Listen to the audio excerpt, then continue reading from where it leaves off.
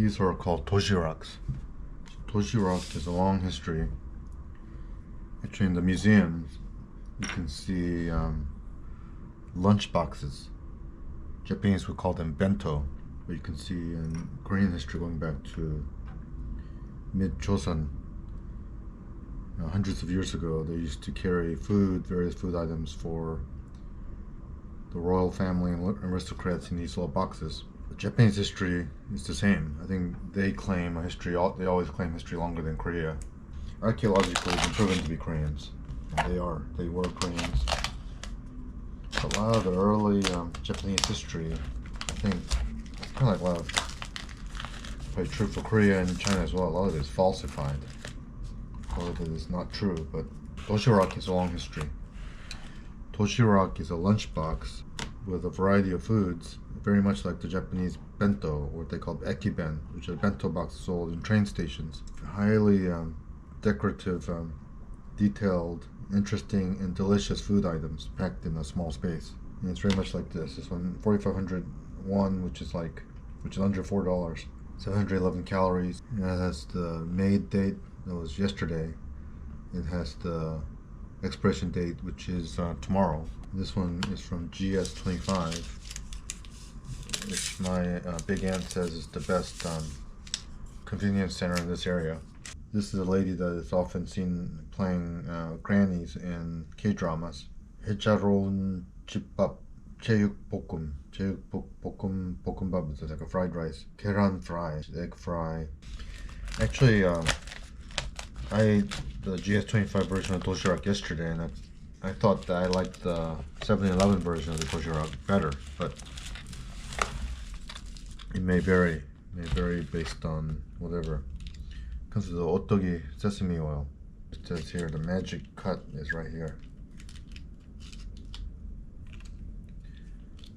So when you spray sesame oil just a little bit. So Japan doesn't allow carrying of knives, but if I get caught by a policeman, that's happened to me before here, hopefully they won't bust me for having a. This is gamaboko, fish cakes. I guess Korean would call this omok. What I found is that all the kimchi and whatever, the side dishes, the banchan is delicious in these dosiraks. Put a lot of chefery into it. By the way, I use a lot of Japanese words because my parents taught me the Japanese words for all this, because they grew up speaking Japanese. My dad fully educated in the Japanese school system out to college. My mom educated the Japanese style out to like 4th grade, 5th grade or something like that. So this is pork, and as expected, every little section of these are just delicious because they can afford to put the best chefs at work to create these little banchan, these sections of the dosirak. They go all out to make it, they'll probably beat most restaurant foods actually when it comes down to it. It's just that the restaurant foods are warm and these are cold. Now, if my room had a microwave, I would heat this up. What I found is that it's not necessary. You can just eat this cold and it's still delicious. So I've been eating it cold. At the GS25, as well as at 7-Elevens and CU, which is the other franchise convenience stores all over Korea, especially in Seoul, is that they all carry these little places where you can eat the food that you buy there, like a mini restaurant. They have a little station that dispenses hot water, piping hot water, that has a microwave, so you can just microwave all of this, but I didn't have the patience to do that. If you were a true Epicurean, that's what you would do. Now this, I don't know what this is. It looks like beef, but I was going to save it. Let's see. It is a big, juicy, highly flavorful, delicious piece of bulgogi, basically. This. If you were to eat this in the Japanese style as an ekiben, basically there are stations at every train platforms, supposedly where you buy these, in Japan they call them bentos, and then you eat this like this, unheated, on the train. And it's part of that joy of traveling. That's why I'm not heating it, so I can get used to that. Because when I'm in Japan, I plan to eat a lot of bento, the dosirak of Japan. But here you see protein, protein, protein, protein. So it's a good amount of protein you get for like under $4. It's a very good deal. So this is the GS25 spicy pork dosirak. Normal days before flying to Japan involved spending more time with my 90-year-old aunt. She's in her final years now, so markedly deteriorated in health. Also, my oldest cousin, her eldest daughter, is also in poor health, and this was the primary reason for me to have come here. Meanwhile, you see me frittering away my time frivolously, just wandering around, walking obsessively about the city. I'm doing this as if to make up for lost time.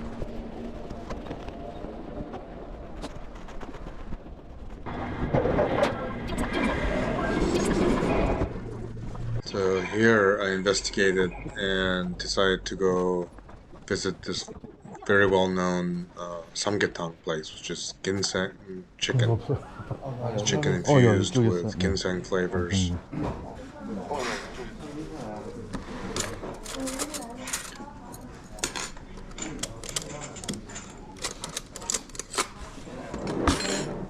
If I had to do this over again, I would spend 15 minutes picking out all the bones of the cooked chicken. It would serve two purposes. One, it wouldn't burn out the roof of my mouth and tongue as it did here. And secondly, it gets all the bones out of it at once. Very unpleasant to have to bite into bones while you're eating this. Taste, very unusual flavors of My ginseng, Korean ginger, olive-like fruit or something inside of it. Hard to describe. You have to eat it to know what it tastes like.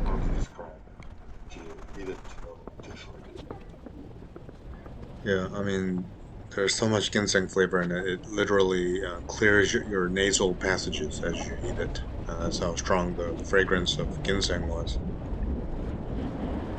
My Korean is very slow to return.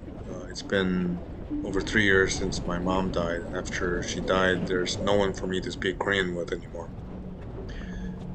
So when she died, I became forsaken, living in this world as a North Korean, South Korean immigrant since the age of 5. I suspect my Korean will never develop much more beyond now. There's no motivation for me to development anymore.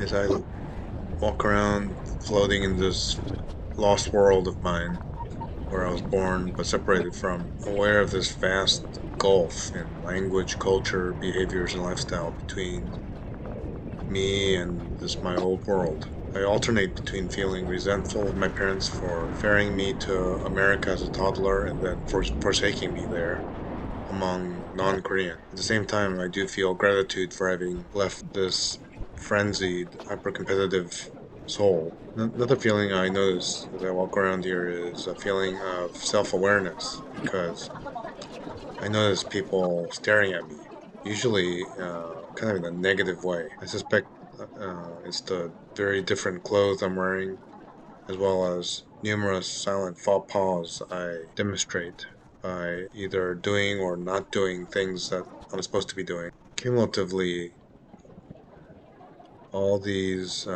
looks of disapproval and negative glances constitute a judgment on me as a fully set and complete human, that I do not belong here. I am not fit or suited for this world anymore. Now, this would be all fine and good if I had a home to go back to where I would be accepted and where I did belong, but of course I don't. So this is the state of mind of a Korean American, or in Korea what they call a kyopo.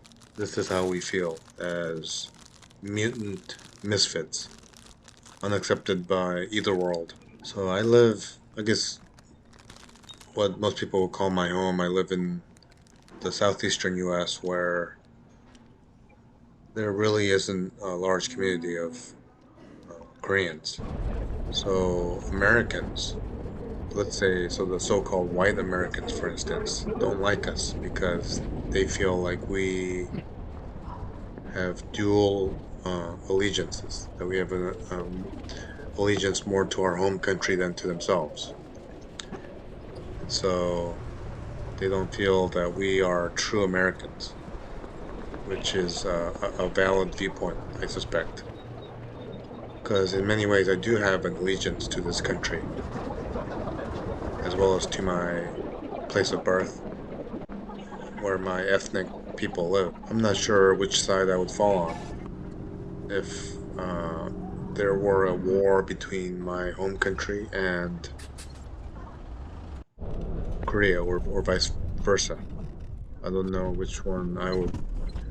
There are at least 4 utterly different communities of Koreans that emigrated into the United States.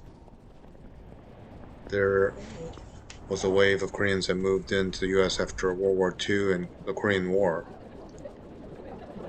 My parents and I knew a couple of these people, but there are very few of these. There was our group.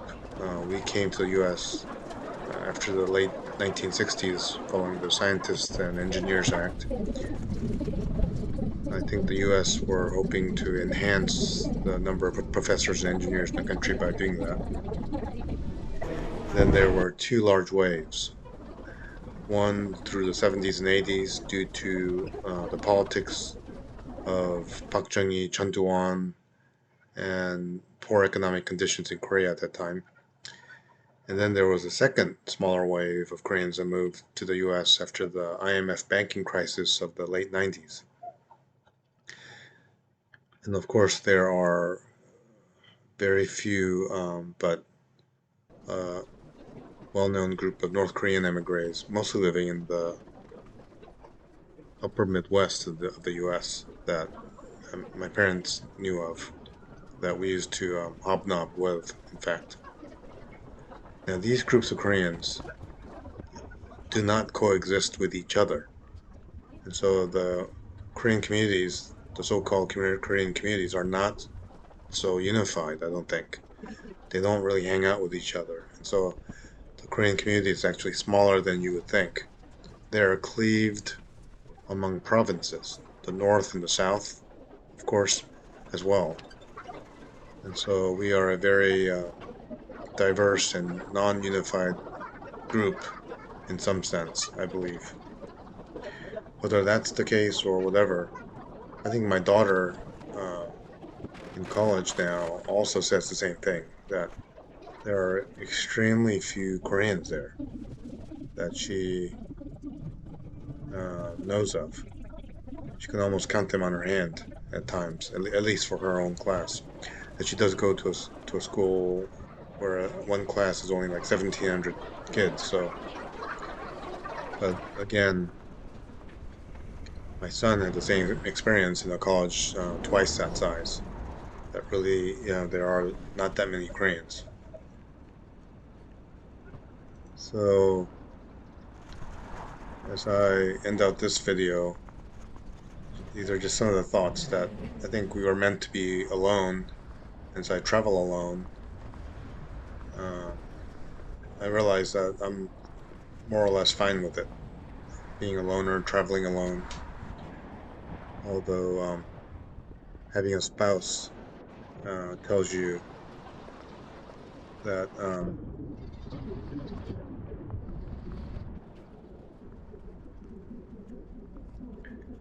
when you're married, after having spent decades together, you become like Siamese twins with no real separation between you and I. That's why being married is a major step, because you're choosing to fuse your life with somebody. I can imagine what trauma it would be if one were to lose that spouse, either through death or divorce. Epicureans would say it would be better not to risk such trauma and remain single. But Shakespeare would say, "'Tis better to have loved and lost than to have never loved at all." I think it's hard to know which path is the better one.